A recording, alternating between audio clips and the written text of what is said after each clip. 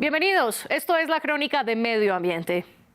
Llovió en Uruguay y las reservas de agua potable en Montevideo y la zona metropolitana subieron en plena crisis. Desde que el gobierno de Luis Lacalle Pou decretó emergencia hídrica el 11 de junio, las autoridades publican diariamente los niveles de Paso Severino, la represa que nutre a la zona donde vive el 60% de la población del país. De los 67 millones de metros cúbicos de agua que puede albergar, a finales de junio tenía menos de 3 millones, es decir, un 4% de su capacidad. Lo más crítico fue a inicios de julio, con las reservas en 1,6%. Y finalmente fueron las lluvias las que cambiaron el panorama desde el 7 de julio, hasta tener casi el 11% el 17 de julio. Aunque Uruguay enfrentó una sequía de 3 años, no es la única causa. En el país no se han hecho proyectos hídricos para surtir a la capital en tiempos secos y su única fuente es el río Santa Lucía. La inacción ha sido de gobiernos de derecha y de izquierda y José Pepe Mujica reconoció su parte. Se me van a enojar, nos dormimos todos. ¿Ya?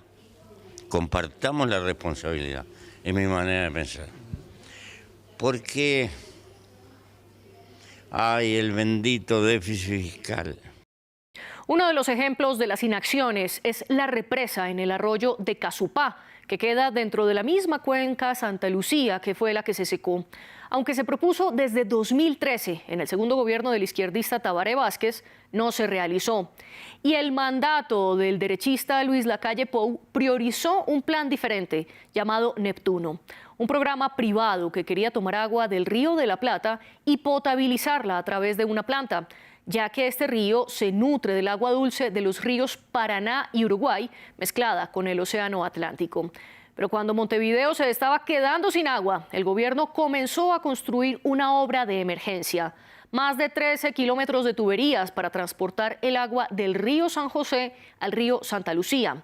Eduardo Gudinas nos explicó que más que estos proyectos, se necesita arreglar el sistema hídrico, ya que algunas tuberías tienen más de 100 años. Esto, en vez de invertir más de 200 millones de dólares que cuesta Neptuno y cerca de 40 millones del embalse en San José. La red de agua potable de Montevideo tiene un 50% del agua que no es cobrada, facturada. De ese 50% hay información contradictoria en que el 30 o al 40% se pierde en pérdidas de la red de cañerías por roturas de distinto tipo. Entonces se hace una obra de emergencia, como la represa de emergencia que acaba de mencionar, pero se sigue perdiendo buena parte del agua. Y por primera vez en Uruguay mezclaron agua potable con la que tenía sal, ya que tomaron del Río de la Plata.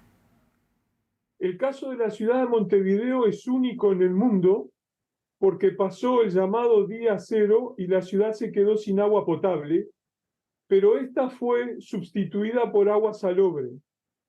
Eso es lo que lo hace único en el mundo, porque seguía habiendo agua, pero no era dulce, no era potable, en cambio solo atendía a fines sanitarios.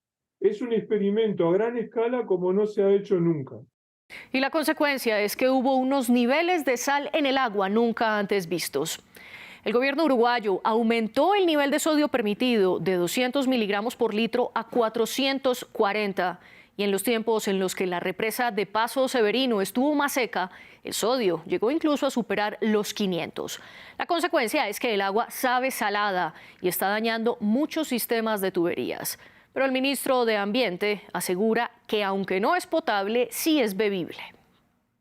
Hay una definición muy estricta, muy profesional, que la hizo la ministra de Salud Pública, que es la que corresponde, digamos, que respondiera a esta pregunta, pero yo la voy a dar con la información que tengo.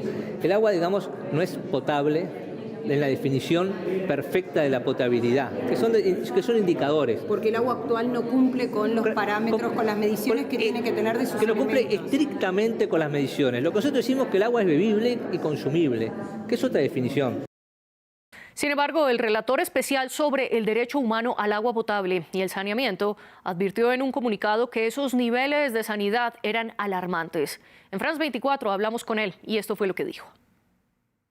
El agua potable no es simplemente agua bebible. No se trata de agua que pueda beber y no tenga que ir al hospital con una diarrea. El agua potable es más exigente, es agua salubre, es decir, es agua que no pone en riesgo en ningún punto, ni a corto, ni a medio, ni largo plazo la salud. Y las aguas, tal y como en estos momentos los niveles de salinidad que se está dando, no son aguas recomendables, está dicho además públicamente por las sociedades médicas, no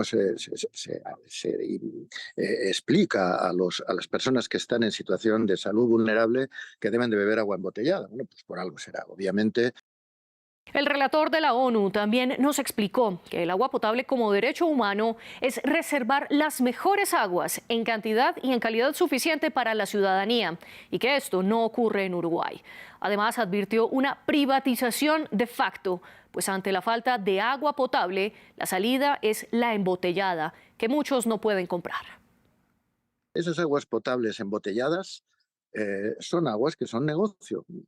Posiblemente un negocio legítimo, vamos a aceptarlo, pero no es lo que corresponde a los derechos humanos.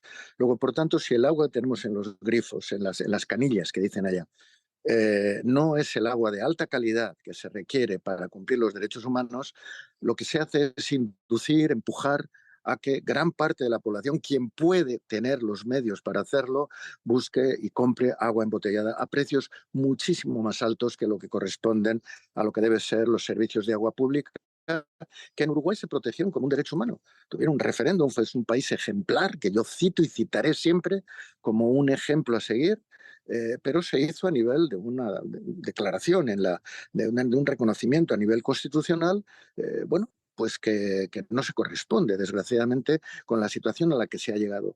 Y una situación a la que se ha llegado no porque el gobierno, ni este ni otro, lo deseen, sino porque no ha habido la prevención suficiente para, digamos, estar preparado para situaciones de sequía como las que se ha producido.